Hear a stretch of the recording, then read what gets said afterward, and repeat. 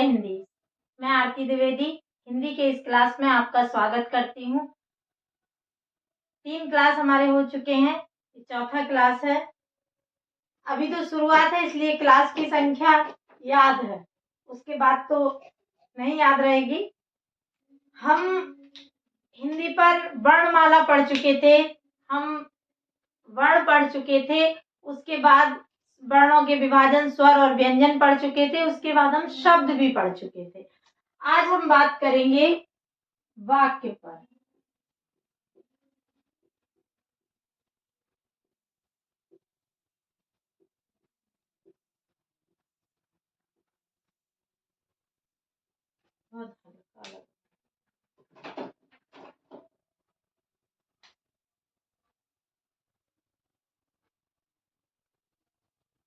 सामान्य हिंदी। आज हमारी जो चर्चा का विषय होगा वो होगा आपका वाक्य। क्या रहेगा? वाक्य। कल हमने आपको बताया था कि शब्द क्या होते हैं। तो शब्द कुछ अक्षरों का समूह शब्द होता है, लेकिन अक्षरों का कैसा समूह शब्द कहलाएगा, वर्णों का कैसा समूह शब्द कहलाएगा, तो वर्णों का वो समूह शब्द कहलाता है जो सार्थक हो, जिसका कोई अर्थ निकलता हो, जिसका एक निश्चित अर्थ हो, ऐसा वर्णों का समूह शब्द कहलाता है। उसी तरह वाक्य, वाक्य में भी वाक्य शब्दों का समूह है। वाक्य क्या है? वाक्य भी क्या है? वाक्य शब्दों का समूह है। लेकिन कैसा समूह? शब्दों का कैसा समूह है? तो सार्थक,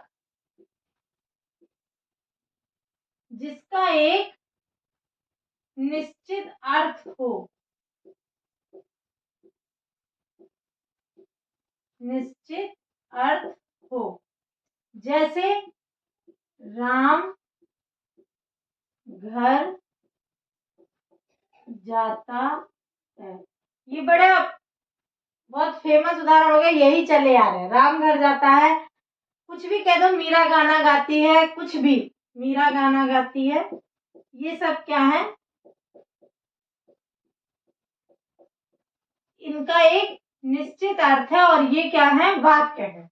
राम घर जाता है, निश्चित वाक्य, करता है, कर्म है, क्रिया है, करता है, कर्म है, क्रिया है। कर्म ना भी हो तो भी वाक्य होगा, बस एक अर्थ हो, एक पता चले कि ये कहना क्या चाह रहा है। जैसे अगर हम लिख दें राम आगरा आम घर, अगर हम इस तरह से कुछ लिख दें तो ये शब्दों का समूह, तो ये भी है, 4 शब्द हैं, शब्दों का समूह है। तो क्या शब्दों का समूह है तो इसे हम वाक्य कहेंगे? नहीं, ये वाक्य नहीं कहलाएगा। बोलिए, ये वाक्य कहलाएगा?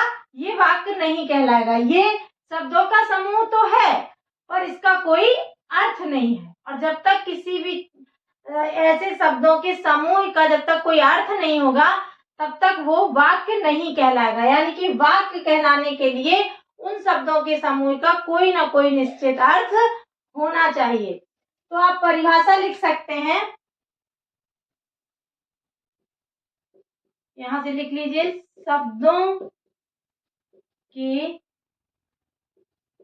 सार्थक समूह को, शब्दों के सार्थक समूह को वाक्य कहते हैं। वाक्य कहते हैं।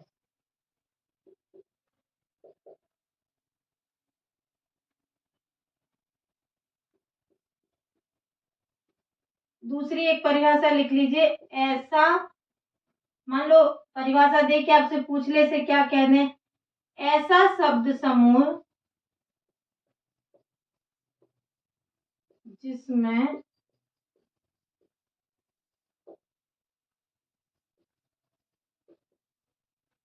छोड़ दो, एक ही याद रखो। वैसे हम एक और लिखवाना चाह रहे थे कि ऐसा एक शब्द समूह जिसमें उद्देश्य और विधेय हो वो वाक्य कहलाएंगे, लेकिन टफ हो जाएगा, और जब सरल वाक्य बताएंगे तो बताएंगे। आप वाक्य की यही परिभाषा जाने रहिएगा। शब्दों के सार्थक समूह को वाक्य कहते हैं, या ऐसे शब्दों का एक ऐसा समूह जिसका निश्चित अर्थ निकलता हो, वाक्य कहलाता है। शब्दों का एक ऐसा समूह जिसका एक निश्चित अर्थ निकलता हो, वाक्य कहलाता है। ठीक है, इसको मिटा के बताते हैं कि वाक्य के प्रकार।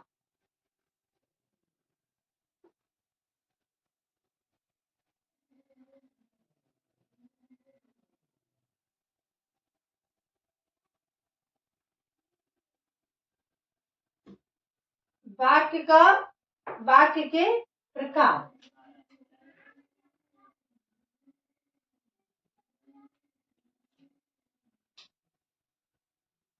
वाक्य के भेद। दो आधार पर वाक्य के भेद किए जाते हैं। दो आधार पर, कौन कौन से? एक तो रचना के आधार पर, रचना के आधार पर,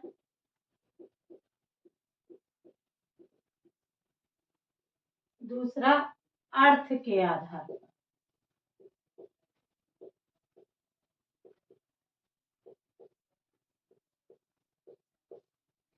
ठीक है, रचना के आधार पर और अर्थ के आधार पर। रचना के आधार पर वाक्य के 3 भेद हैं।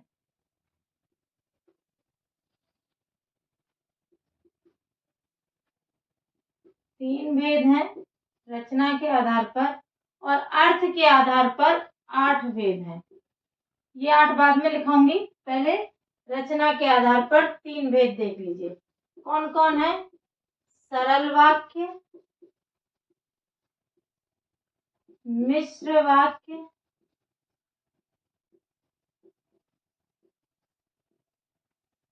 और सरल वाक्य, मिश्र वाक्य और संयुक्त वाक्य। यहाँ 8 भेद है, वो भी बताऊंगी। पहले ये जान लीजिए, सरल वाक्य, मिश्र वाक्य और संयुक्त वाक्य। सरल वाक्य जैसे वो अपने नाम से ही बता रहा है कि हम बड़े सरल हैं। सरल वाक्य का मतलब है कि वो सरल है। कैसा है? सरल है।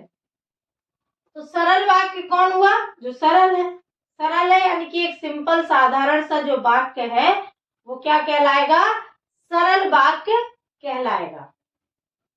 ठीक है, सरल वाक्य क्या है? जो सरल है, साधारण है, वो क्या है? सरल वाक्य है। परिभाषा लिख लीजिए इसकी।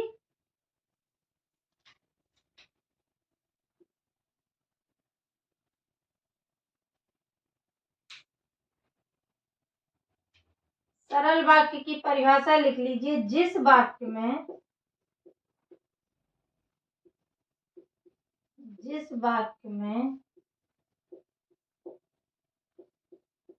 एक ही उद्देश्य व एक ही विधेय होता है। विधेय एक ही उद्देश्य और एक ही विधेय होता है,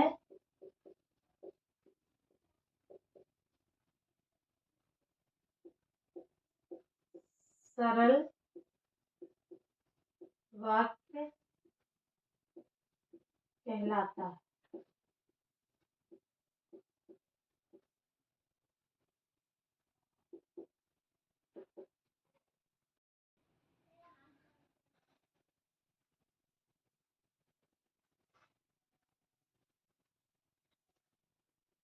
जिस वाक्य में एक ही उद्देश्य व एक ही विधेय होता है, सरल वाक्य कहलाता है।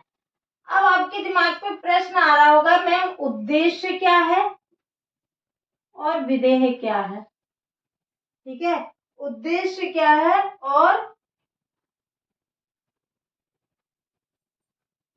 आपके मन में प्रश्न आ रहा होगा कि मैम उद्देश्य क्या है और विधेय क्या है? तो ये वाक्य के अंग कहलाते हैं। वाक्य के अंग। वाक्य के 2 अंग होते हैं, एक उद्देश्य, एक विधेय। उद्देश्य वाक्य का कर्ता उद्देश्य कहलाता है, उद्देश्य कहलाता है, और कर्ता के अतिरिक्त, कर्ता के अतिरिक्त कर्ता के अतिरिक्त शेष वाक्य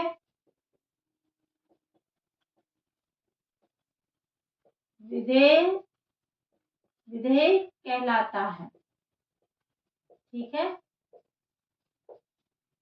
उदाहरण से समझिए। जैसे ऊपर उदाहरण लिखा, मीरा गाना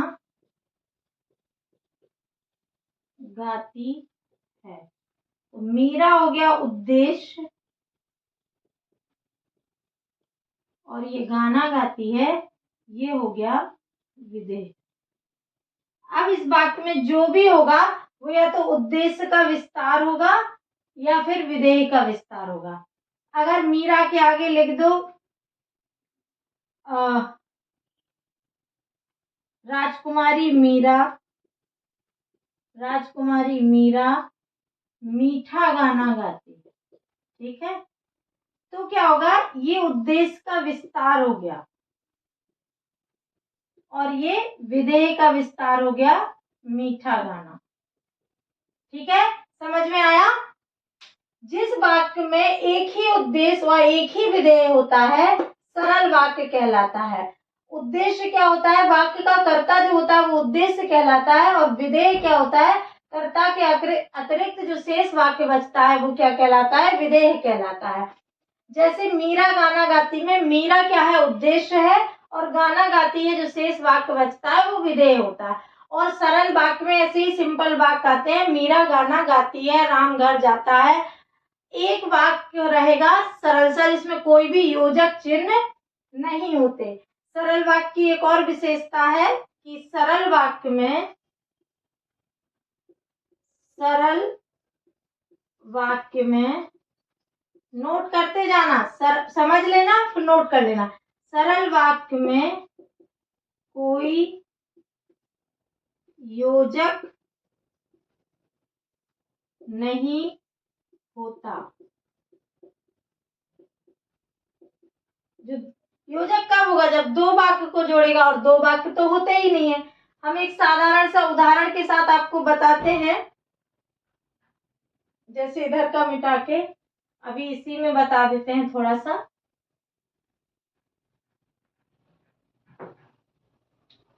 जैसे सरल वाक्य अगर हम एक नॉर्मल वाक्य लिखें कि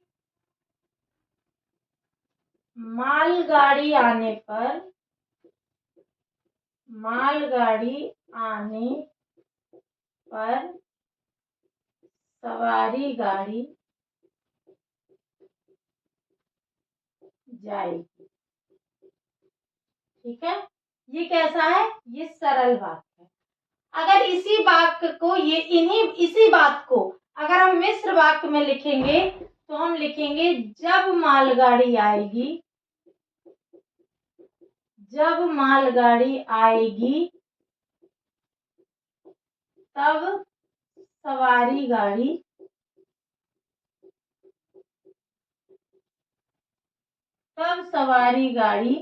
जाएगी। जब मालगाड़ी आएगी तब सवारी गाड़ी जाएगी। ये क्या हो गया, ये आपका मिश्र वाक्य हो गया। इसी को अगर संयुक्त वाक्य बनाना है तो मालगाड़ी आई और सवारी गाड़ी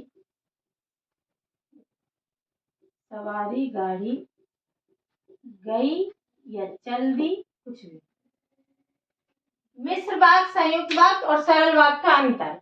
अब आपको मिश्र वाक्य समझाएंगे तो इसका सही से समझ में आएगा कि मिश्र वाक्य क्या है। नोट करना है तो कर लो।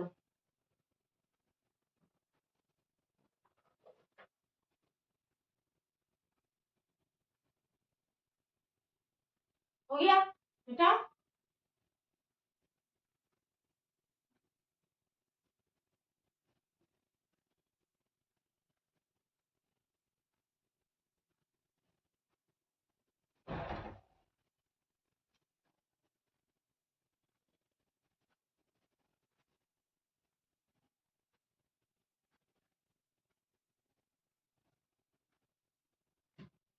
हम बात करेंगे अब किस पर, मिश्र वाक्य पर।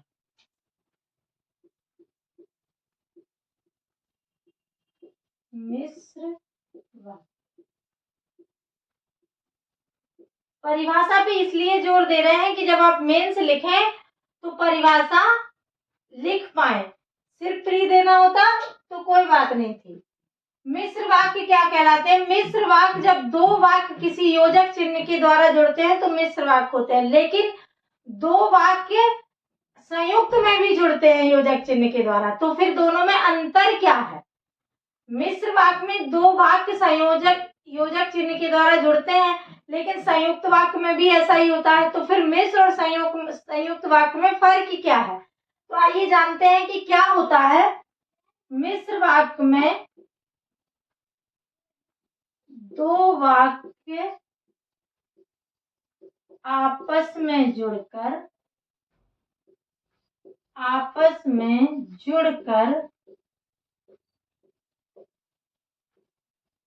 मिश्र वाक्य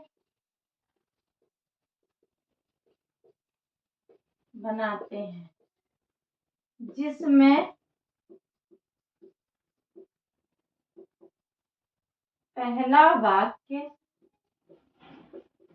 पहला वाक्य अपूर्ण होता है, जिसे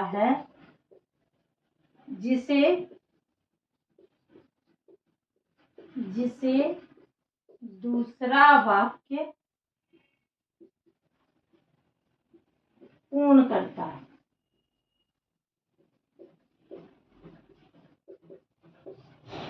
ठीक है, दो वाक्य आपस में जुड़कर मिश्र वाक्य बनाते हैं, जिसमें पहला वाक्य अपूर्ण होता है, जिसे दूसरा वाक्य पूर्ण करता है, जबकि संयुक्त वाक्य में दोनों वाक्य अपने आप में पूर्ण होते हैं। कैसे पूर्ण करता है? देखिए, जैसे यही उदाहरण लिखा है, जब मालगाड़ी आएगी तब सवारी गाड़ी जाएगी। अगर सिर्फ इतना छोड़ दिया जाए, जब मालगाड़ी आएगी, तो आपको खटकेगा, आपको ये लगेगा जब मालगाड़ी आएगी तब क्या होगा, आगे कुछ ना कुछ तो होगा। जब मालगाड़ी आएगी तो कुछ ना कुछ तो होगा। ठीक है, तो तब सवारी गाड़ी आएगी लिख दिया तो वाक्य पूर्ण हो गया। ठीक है, जैसे ही लिख दें, ज्यों ही हम घर से निकले, ज्यों ही हम घर से निकले, ज्यों ही हम घर से निकले। अब आपको लग रहा है ये पूरा वाक्य है? लग रहा है? नहीं। ज्यों ही हम घर से निकले तो क्या हुआ? कुछ तो हुआ है ना, कि ज्यों ही हम घर से निकले वैसे ही क्या हो गया? ज्यों ही हम घर से निकले वैसे ही, या तुरंत बरसात होने लगी।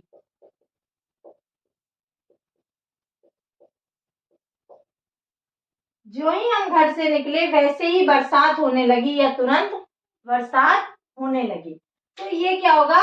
मिश्र वाक्य आपका पूरा हो जाएगा। और मिश्र वाक्य में कुछ योजक चिन्ह है जो मिश्र वाक्य में जरूरी होते हैं, उन्हें आप याद रखिएगा, तो वो प्री के लिए आपको पहचानने में मदद करेंगे। योजक, ये नोट करो।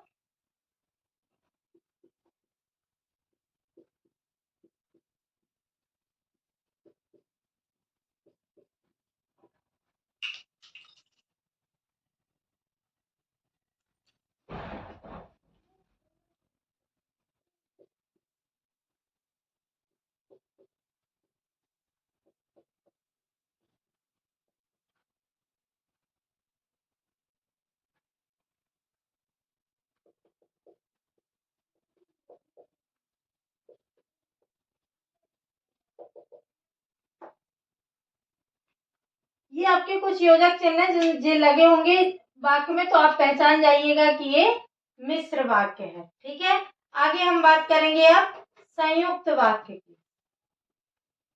इसे मिटा देते हैं।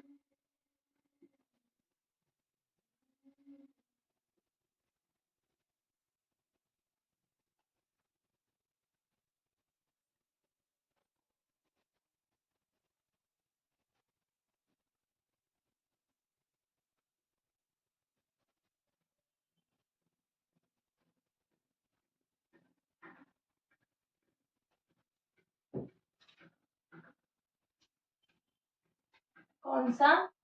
संयुक्त वाक्य।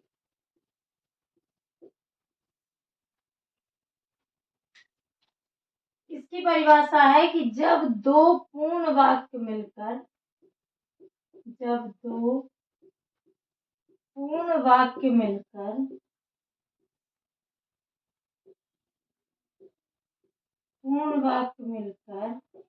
एक नए वाक्य का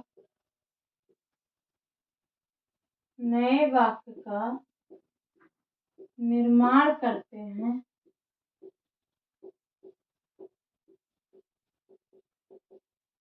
तो वह वाक्य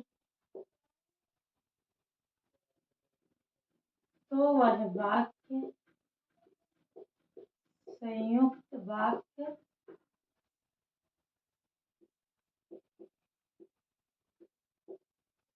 कहलाता।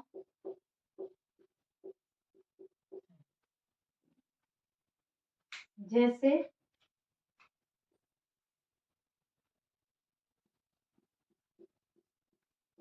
तुम आए और मैं जा रहा हूँ। इसमें तुम आए ये भी कंप्लीट है और मैं जा रहा हूँ ये भी कंप्लीट है। इसमें इस तरह के भी वाक्य होंगे, या तुम, या तुम्हारा भाई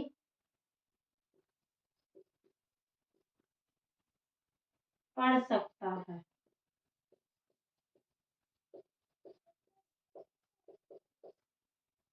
तुम पढ़ सकते हो या तुम्हारा भाई पढ़ सकता है। ठीक है, इस तरह के वाक्य भी संयुक्त में आ जाते हैं। संयुक्त वाक्य में दो वाक्य मिलकर एक पूर्ण वाक्य बनाते हैं, जो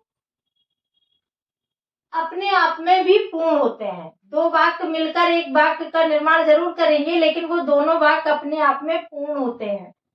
यानी कि दो सरल वाक्य मिलकर जब दो सरल वाक्य जुड़ जाते हैं तो वो क्या बन जाता है? संयुक्त वाक्य। जबकि मिश्र वाक्य में पहला वाक्य अपूर्ण होता है और दूसरा वाक्य उसे पूरा करता है। तो आपको ये तीनों भेद समझ में आ गए होंगे। रचना के आधार पर तीन भेद होते हैं वाक्य के: सरल वाक्य, मिश्र वाक्य, संयुक्त वाक्य। सरल वाक्य वो होते हैं जिसमें एक ही वाक्य होता है, एक कर्ता होता है, मतलब उद्देश्य होता है, दूसरा विधेय होता है। यानी कि कर्ता के लिए जो आगे क्रिया और कर्म आते हैं, या अकेली क्रिया भी आ सकती है, वो पूर्ण जो सार्थक एक वाक्य होता है वो क्या कहलाता है? सरल वाक्य कहलाता है। ठीक है, उसमें एक ही वाक्य होता है। और जो मिश्र वाक्य है इसमें दो वाक्य होते हैं, लेकिन पहला वाक्य अपूर्ण होता है, दूसरा वाक्य उसे पूरा करता है, तब जाके वो एक पूर्ण वाक्य बनता है। और उसमें योजक चिन्ह भी लगे होते हैं, जैसे ज्यों ही, त्यों ही, जब, तब, यद्यपि, तथापि। इस तरह की योजक चिन्हों के द्वारा वो वाक्य जुड़े होते हैं, वो मिश्र वाक्य में कहलाते हैं। और संयुक्त वाक्य आपके दो पूरे वाक्य, दो पूर्ण वाक्य मिलकर एक नया वाक्य बनाते हैं, वो संयुक्त वाक्य कहलाते हैं। ठीक है, अब आगे हम अर्थ के आधार पर जो 8 भेद हैं उन्हें पढ़ेंगे।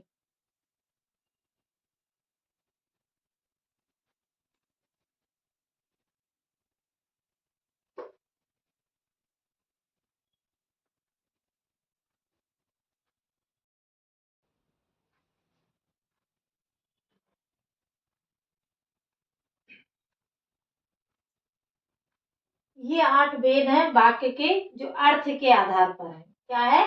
अर्थ के आधार पर 8 भेद हैं। विधिवाचक वाक्य, विधिवाचक वाक्य, निषेधवाचक वाक्य, प्रश्नवाचक वाक्य, आज्ञार्थक वाक्य, इच्छावाचक वाक्य, संदेहार्थक वाक्य, संकेतार्थक वाक्य, विस्मयबोधक वाक्य। इनसे अभी एक केवीएस में भी प्रश्न आया था। केवीएस का जो पीजीटी हिंदी हुआ उनमें से भी इस पर एक प्रश्न आया हुआ था, वाक्य दिया हुआ था और पूछा था ये कौन सा वाक्य है। तो इस तरह के आपको प्री में भी पूछे जाएंगे और मेंस में भी। विधिवाचक, अभी एक समझ लीजिए, समझ विकसित करिए, उसके बाद इनकी परिभाषा लिखाते हैं। विधिवाचक वाक्य। विधिवाचक वाक्य आपका एक सरल वाक्य, जैसे सरल वाक्य था वैसे ही विधिवाचक वाक्य एक सरल वाक्य किसी एक ही भाव बोध पर होता है, वो विधिवाचक वाक्य कहलाता है। और आपको अगर ये पहचानने में समस्या भी हो तो जब ये शेष 7 नहीं होंगे तो वो विधिवाचक ही बचेगा लास्ट में, ठीक है, क्योंकि इनके पहचानने की कुछ विशेषताएं हैं। विधिवाचक वाक्य सरल है, उसमें कोई अलग से विशेषता नहीं है। विधिवाचक हो गया। निषेधवाचक वाक्य, जैसा आपको शब्द से ही पता चल रहा है, निषेध यानी कि मना करना, ना करना। तो ऐसा वाक्य जिसमें क्रिया का ना होना पाया जाए या क्रिया का मना करना पाया जाए या क्रिया को रोक देना पाया जाए, वो क्या कहलाते हैं? निषेधात्मक वाक्य कहलाते हैं। उन वाक्यों में नहीं, ना और मत ऐसे शब्दों का प्रयोग होता है। प्रश्नवाचक वाक्य, जब किसी वाक्य में प्रश्न किया जाए, कोई प्रश्न पूछा जाए तो वो प्रश्नवाचक वाक्य होता है। और उसे पहचानने के लिए प्री के लिए तो सीधा है कि प्रश्नवाचक का चिन्ह अनिवार्य है। प्रश्नवाचक का चिन्ह लगा हुआ है मतलब प्रश्नवाचक वाक्य है, बिना सोचे समझे आप उसमें टिक लगा सकते हैं। तो प्री के लिए तो समस्या ही नहीं है, मेंस में लिखना भी होगा।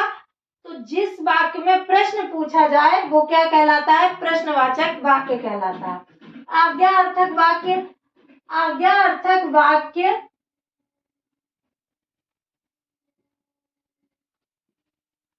आज्ञार्थक वाक्य वो होते हैं जिसमें आज्ञा दी जाए, सिर्फ आज्ञा नहीं, जिस वाक्य में आज्ञा, आदेश, निर्देश ये दिया जाए या कोई सार्वभौमिक सत्य पाया जाए तो वो क्या कहलाता है? आज्ञार्थक वाक्य कहलाता है। अभी हम बताएंगे आपको निर्देश और आदेश और आज्ञा का अंतर भी बताएंगे। इच्छावाचक वाक्य क्या कहलाता है? इच्छावाचक वाक्य वो होता है जिसमें आपको आपकी जो करने वाले की इच्छा पर निर्भर करे, ऐसी क्रिया जो करने वाले के ऊपर निर्भर हो कि वो करेगा या नहीं करेगा, क्या कहलाएगा? इच्छावाचक वाक्य कहलाएगा। संदेहार्थक वाक्य वो होते हैं जिनमें, जैसे इच्छावाचक वाक्य में कोई भी है, यदि उसका मन करेगा तो वो करेगा, जैसे मेरी कोई इच्छा रहेगी तो मैं करूंगी, मेरा मन रहेगा तो मैं पढ़ूंगी, नहीं मन रहेगा तो नहीं पढ़ूंगी। तो इसमें क्या होगा? इच्छा वाली बात आ जाएगी। संदेहार्थक वाक्य कौन से कहलाएंगे? जिस वाक्य में क्रिया के होने में संदेह हो वो क्या कहलाएंगे? संदेहार्थक वाक्य कहलाएंगे। संकेतार्थक वाक्य वो कहलाएंगे जब किसी एक वाक्य दूसरे के प्रति संकेत करता हो तो वो संकेतार्थक वाक्य कहलाते हैं, ठीक है। यानी कि एक वाक्य, पहली क्रिया का दूसरी क्रिया का होना पहली क्रिया पर निर्भर हो या एक क्रिया का होना दूसरी क्रिया पर निर्भर हो तो वो संकेतार्थक वाक्य कहलाते हैं। जैसे यदि वर्षा होगी, यदि वर्षा नहीं हुई तो फसल सूख जाएगी, यानी कि फसल का सूखना वर्षा के होने पर निर्भर है, ठीक है। विस्मय बोधक वाक्य, ये आप जानते हैं, आश्चर्य जब कोई होता है, कोई दुख होता है, कोई किसी को हम बुला रहे होते हैं, आवाज दे रहे होते हैं, सुनो, हे, इस तरह के शब्द यूज करते हैं तो वो विस्मय बोधक होते हैं और उनमें ये विस्मय का चिन्ह लगा रहता है। तो ये 2 वाक्य तो ऐसे हैं जिन्हें आप प्री में चिन्ह से ही पहचान लेंगे, ठीक है। अब हम बात करेंगे, परिभाषा लिखेंगे विधिवाचक वाक्य से।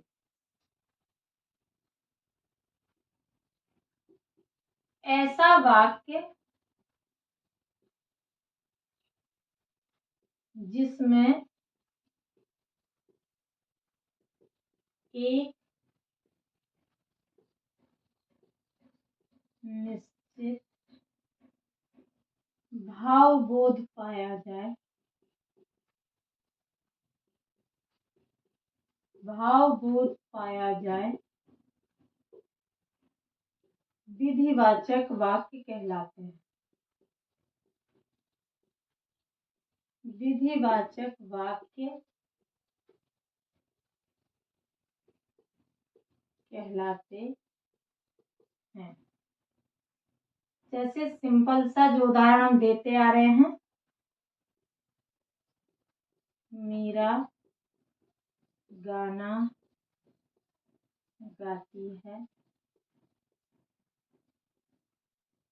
मोहन पुस्तक पढ़ रहा है। जो सरल वाक्य है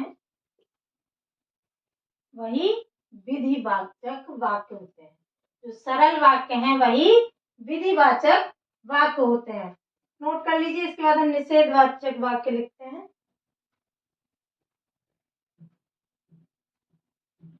ठीक है, मिटा दें।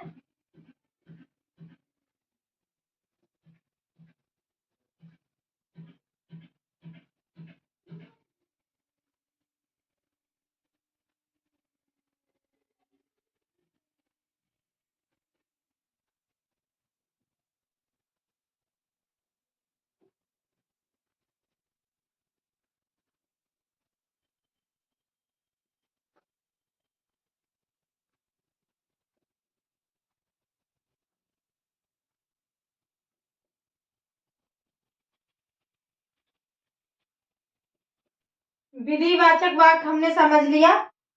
अगला वाक्य हमारा क्या है? दूसरा नंबर का नोट कर लिए होंगे ना आप लोगों ने। निषेधात्मक या निषेधवाचक वाक्य। कौन सा है? निषेधवाचक वाक्य। निषेध में जैसे निषेध वर्ड से ही पता चल रहा है कि ये नकारात्मक है। नकारात्मक का मतलब क्या हुआ कि उसमें नकारात्मक वर्ड जरूर आएगा, वाक्य में नकारात्मक शब्द का इस्तेमाल जरूर किया जाएगा। तो ऐसे वाक्य जिनमें क्रिया का न होना पाया जाए या वाक्यों में ना, नहीं, मत जैसे शब्दों का प्रयोग किया जाए, वो शब्द निषेधात्मक वाक्य कहलाते हैं। क्या? कौन से शब्द? जिस वाक्य में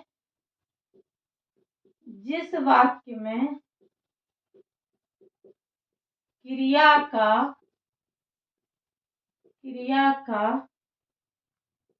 ना होना, क्रिया का ना होना पाया जाए, निषेधवाचक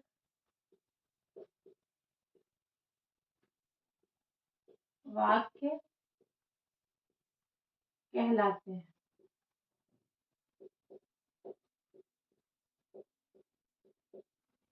जैसे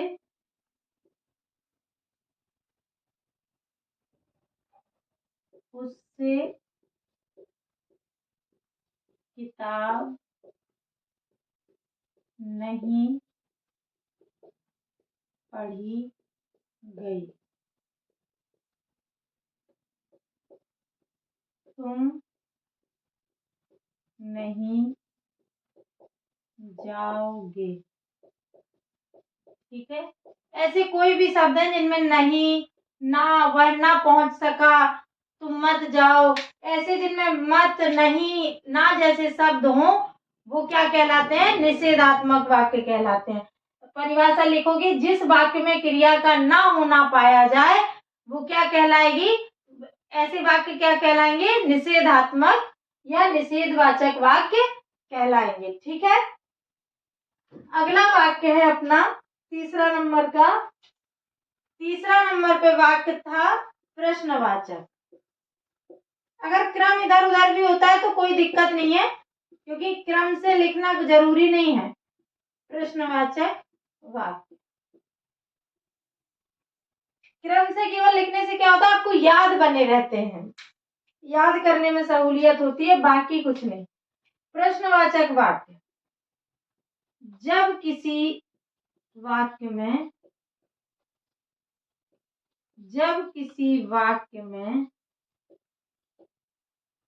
प्रश्न पूछा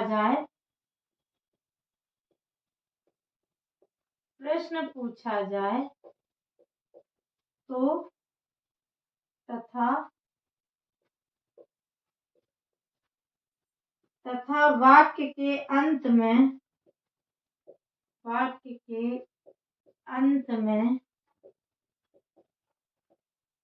प्रश्नवाचक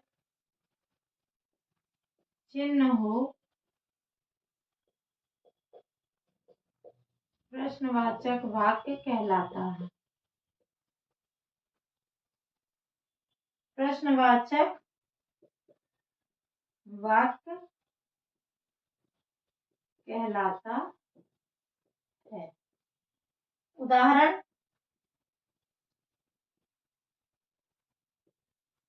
तुम क्या कर रहे हो?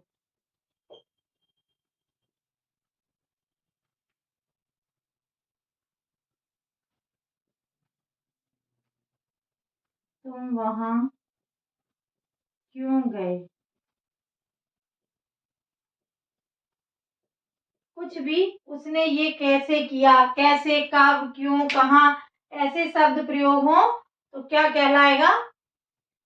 प्रश्नवाचक वाक्य कहलाएगा। एक बात ध्यान रखिएगा, हिंदी में और इंग्लिश में एक फर्क होता है। इंग्लिश में एक वाक्य होता है नेगेटिव इंटेरोगेटिव वाक्य, ठीक है, जिसमें नहीं और प्रश्नवाचक का क्यों, क्या, कब, कैसे ये भी लगा रहता है। जैसे उदाहरण दे, तुमने पढ़ाई क्यों नहीं की? ठीक है, ये वाक्य हिंदी में प्रश्नवाचक के साथ नकारात्मक वाक्य होने का कोई उदाहरण नहीं है। तो इस तरह का जिसमें क्यों नहीं लगा हो, जिसमें प्रश्नवाचक के साथ प्रश्न सूचक शब्दों के साथ नहीं लगा हो, ऐसे वाक्यों को आप विधिवाचक में बताएंगे। ऐसे वाक्य पूछेगा तो आप क्या लगाएंगे निशान, गोला किसमें भरेंगे? विधिवाचक में। इसे आप प्रश्नवाचक में मत लगाइएगा, ठीक है, याद रहेगा ना? ये अपवाद टाइप से है, ये याद रखना, नोट करना है तो कर लीजिए। इसके बाद अगला है आज्ञा सूचक। हो गया?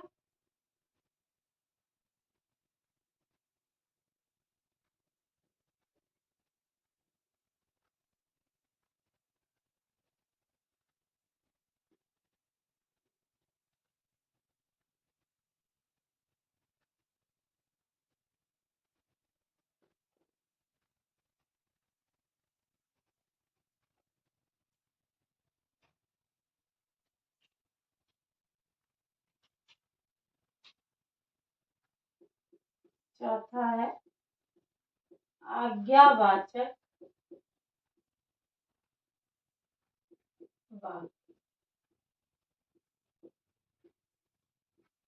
आज्ञावाचक वाक्य क्या है? जिन वाक्यों में आज्ञा, निर्देश, आदेश या सार्वभौमिक जो सत्य होते हैं, उन ऐसे शब्दों का प्रयोग जब किया जाए तो वो क्या कहलाते हैं? आज्ञा सूचक वाक्य कहलाते हैं। जिन वाक्यों में आज्ञा, आदेश, निर्देश या सार्वभौम सत्य पाया जाए, वहां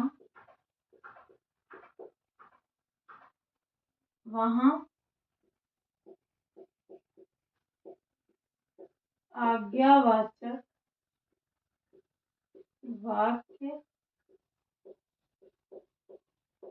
होता है। वहां क्या होता है? आज्ञावाचक वाक्य होता है। अब वर्ड देखना, आज्ञा, आदेश, निर्देश और सार्वभौम सत्य। क्योंकि इन शब्दों से आप अगर परिचित हैं तो अच्छी बात है, नहीं है तो इन शब्दों को एक एक लाइन में समझ लीजिए। आज्ञा क्या है? क्या अंतर है आज्ञा, आदेश और निर्देश में? आज्ञा क्या है? जब किसी काम को करने के लिए आपसे कहा जाए तो आप उस काम को करना, आपको वह काम करना आपके लिए अनिवार्य है, लेकिन तुरंत ना करके आप थोड़ी बहुत देर में कर सकते हैं। अगर नहीं करेंगे तो वो दंडनीय अपराध हो गया। कार्य करना अनिवार्य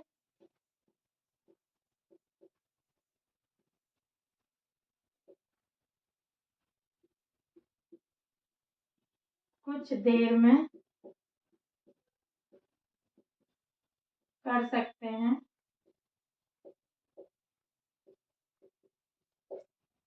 ना करने पर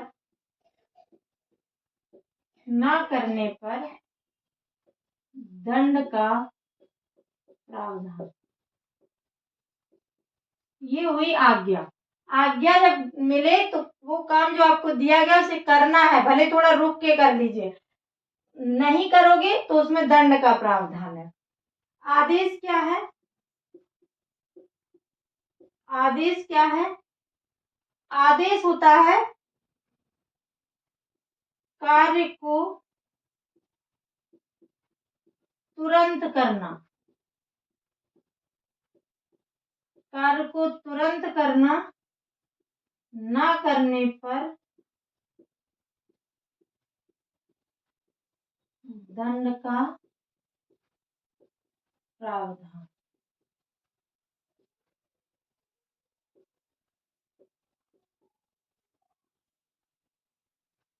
कार्य को तुरंत करना अनिवार्य है, ना करने पर दंड का प्रावधान है। निर्देश में क्या है? निर्देश में क्या है? कार्य करना अनिवार्य है, परंतु दंड कब है? पकड़े जाने पर ही दंड है। पकड़े जाने पर दंड का प्रावधान।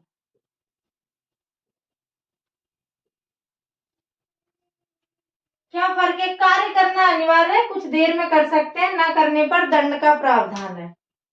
जैसे कोई ऑफिशियल आपको कोई काम दिया गया, उसमें इतने दिनों में कर लेना है, तो उतने दिनों में आप करेंगे, अगर नहीं कर पाए, नहीं सबमिट किए तो आपको दंड मिलेगा। आदेश में कार्य को तुरंत करना अनिवार्य। जैसे अगर प्यून को आपने कहा पानी लेकर आइए, अगर वो नहीं आता तो उसे दंड मिलेगा मना करने पर। निर्देश में कार्य करना अनिवार्य तो है, लेकिन यदि आप नहीं कर रहे हैं और पकड़े नहीं जा रहे हैं तो आपको दंड फिर नहीं मिलेगा। पकड़ गए तो दंड मिलेगा, इन पे तो आपको दंड मिल ही जाएगा, इस पे पकड़े जाने पे दंड है। जैसे रेलवे में टिकट लेकर ही यात्रा करना अनिवार्य है, आप बिना टिकट के यात्रा नहीं कर सकते, बिना टिकट दंडनीय अपराध है। लेकिन अगर आप बिना टिकट के बैठ गए और आप नहीं पकड़े गए, अगर चेकिंग नहीं हुई तो आपको दंड नहीं मिलेगा, क्योंकि आप अगर गंतव्य तक पहुंच गए, निकल गए, नहीं पकड़े गए तो फिर वो काम खत्म हो गया, फिर उसके लिए आपको दंड नहीं मिलेगा।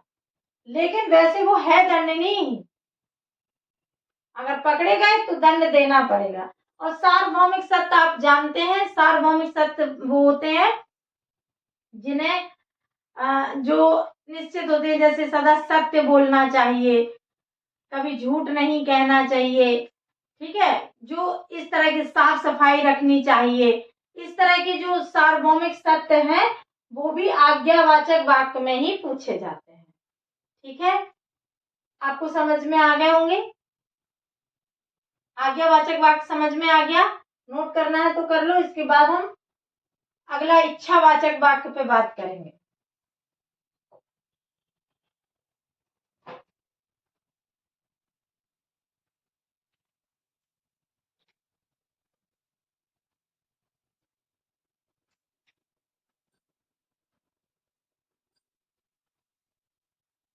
हो गया? लिख दूं क्या ये भी? सार्वभौमिक सत्य भी, सार्वभौम सत्य, ये क्या होता है? ये अप्रत्यक्ष आज्ञा, क्योंकि इसमें आपके ऊपर दबाव नहीं है, सदा सत्य बोलना चाहिए। अब मानो ना मानो आपकी मर्जी है, जैसे हम आपसे कहें आपको पढ़ाई करनी चाहिए, मत पढ़ो, ये आपकी मर्जी पर डिपेंड है, अप्रत्यक्ष आज्ञा, इसके लिए कोई दंड का प्रावधान नहीं है।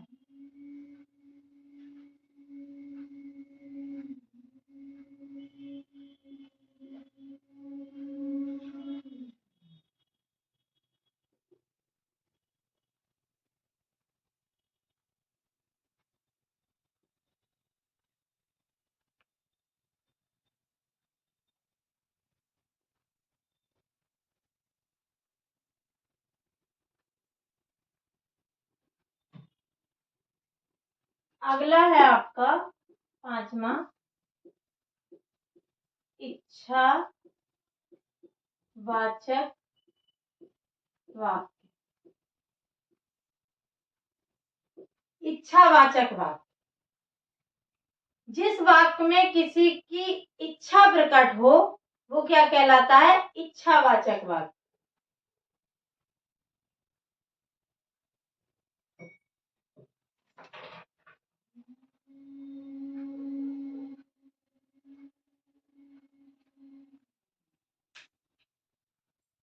पानी पी।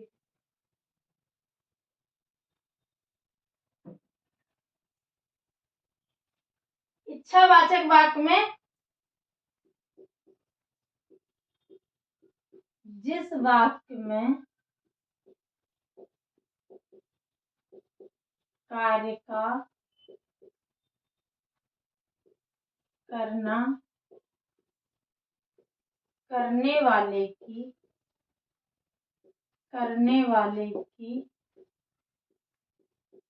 इच्छा पर निर्भर हो। इसे आप समझने के लिए लिखिएगा। अगर इसकी परिभाषा लिखनी होगी तो आप लिखिएगा, परिभाषा लिखिएगा, जिस वाक्य में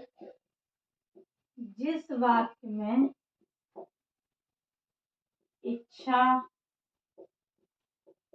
शुभकामना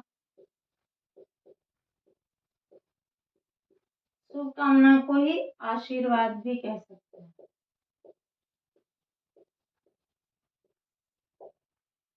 शुभकामना, शाप,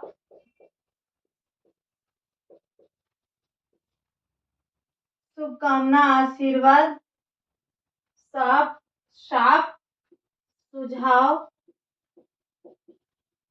व्यक्त किया गया हो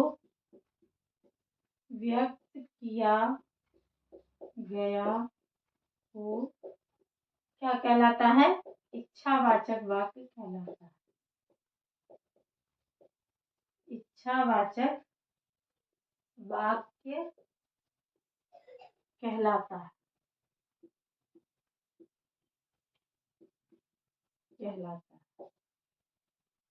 उदाहरण के लिए, इच्छा क्या है? जो आप करना ना करना, जैसे ऊपर ही लिख दिया हमने। इच्छा की परिभाषा, जिस वाक्य में करना ना करना करने वाले की इच्छा पर निर्भर हो, इच्छा हो गई।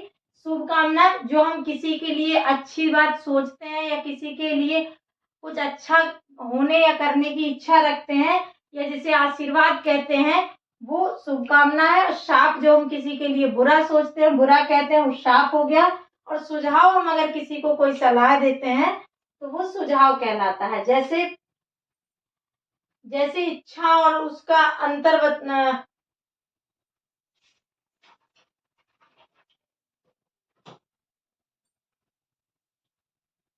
जैसे इच्छा वाले वाक्य में आप उदाहरण के लिए लिखिएगा, आप मेरे साथ चल सकते हैं। आप मेरे साथ चल सकते हैं। ये क्या है? ये इच्छा है। ईश्वर तुम्हें सफल करे। ये हमारी भी शुभकामनाएं हैं आपके लिए। ये शुभकामना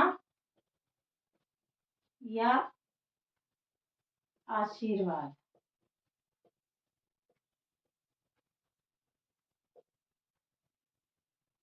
तीसरा है शाप। तुम्हारी गाड़ी पंचर हो जाए। ये बुरा सोचना हो गया, किसी को शाप कह देंगे। सुझाव ये हो गया, यदि तुम चाहो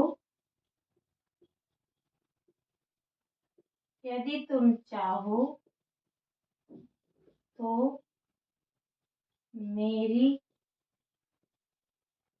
क्लास मेरी क्लास यूट्यूब पर भी कर सकते हो।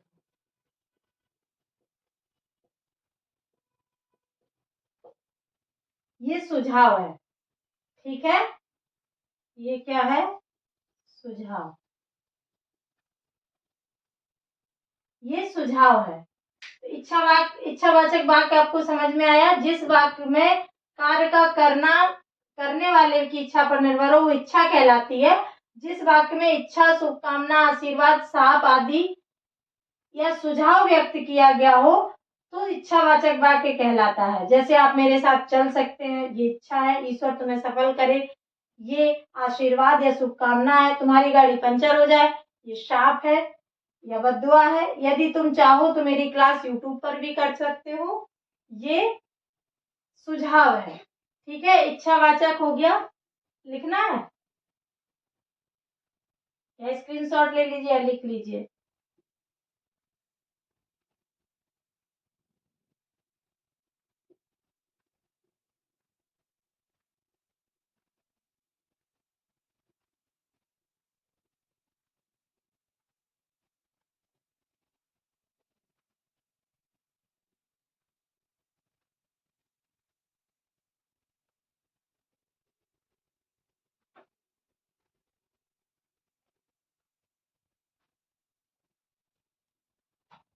अगला है छठवां,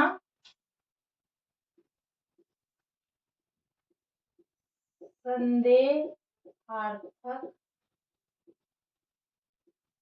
वाक्य।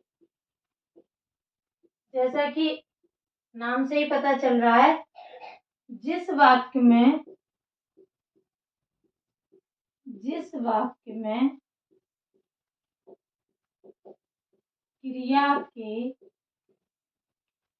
क्रिया के होने में संदेह हो, संदेहार्थक या संदेहवाचक वाक्य कहलाता है।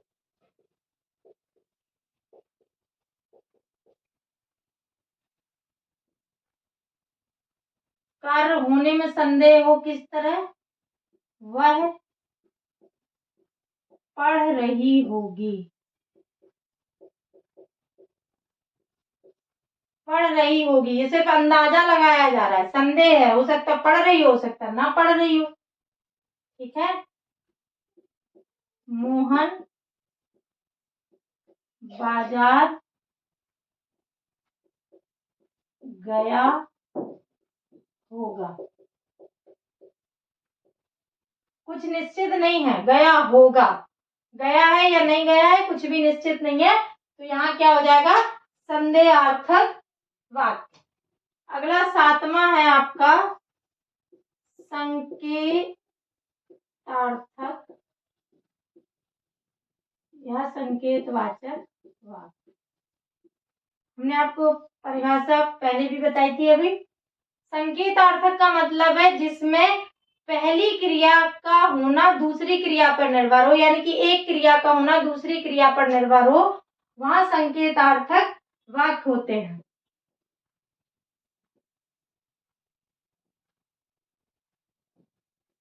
जब एक क्रिया का होना दूसरे क्रिया पर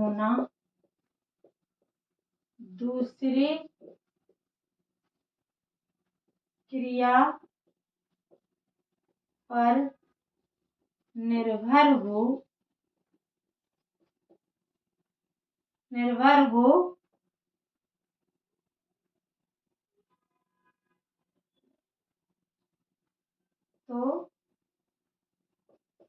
तो वह वाक्य संकेतार्थक होगा।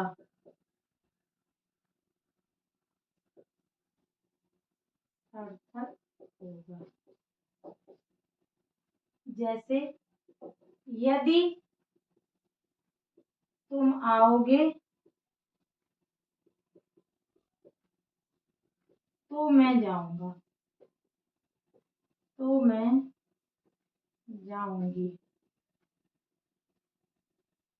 यदि वर्षा ना हुई तो फसल सूख जाएगी।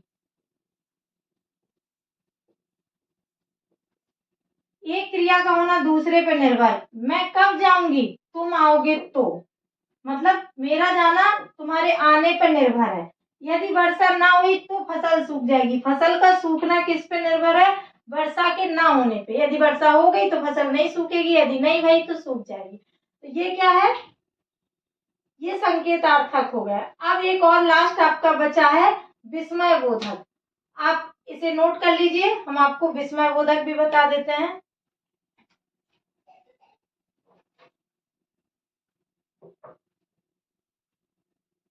मिटाओ।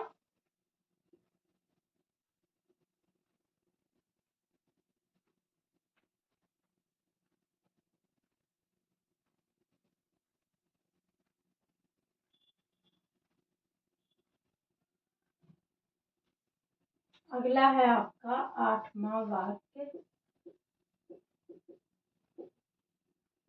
विस्मय बोधक वाक्य।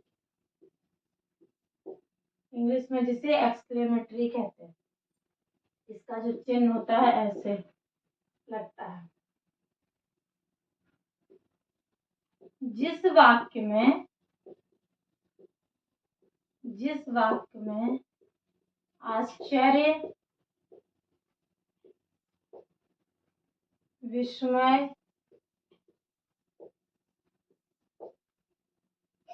प्रसन्नता, दुख, किसी को बुलाना,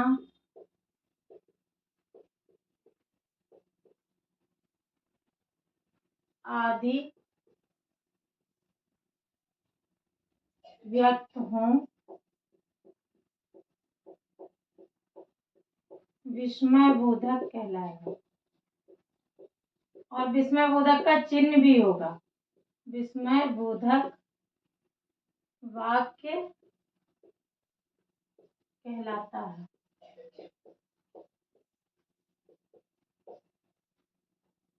उदाहरण के लिए आहा, मजा आ गया।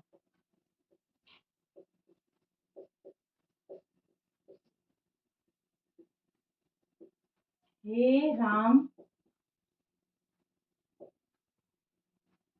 कहाँ हो।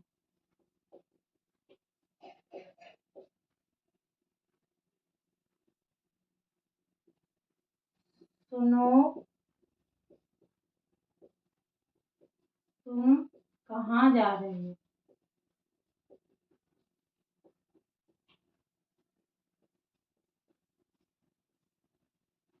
ठीक है, ये थे आपके 8 प्रकार के वाक्य। आज हमने जो कंप्लीट किया वो है वाक्य, पूरी तरह से कंप्लीट हो गया। रचना के आधार पर 3 प्रकार, अर्थ के आधार पर 8 प्रकार, जितने होते हैं सारे प्रकार आपको वाक्य के हमने समझा दिए। अब अगला टॉपिक अगली क्लास में पढ़ाएंगे। हम कोशिश करते हैं अगर बड़ा टॉपिक है तो एक टॉपिक एक क्लास में, छोटा है तो 2 टॉपिक। अगर जरूरत लगेगी, अगर ऐसा लगेगा कि समय कम है तो अधिक भी पढ़ाऊंगी, वरना हम बहुत लेंथी क्लास नहीं करेंगे, उतना पढ़ाएंगे जितना आप समझ सकें। सिलेबस को कंप्लीट करना हमारी जिम्मेदारी है, वो हम करवा देंगे। आप लोग निश्चिंत रहिएगा, बस आनंद लेते हुए पढ़िएगा, मस्ती से पढ़िएगा, याद भी रहेगा। हमारे साथ जुड़े रहने के लिए धन्यवाद।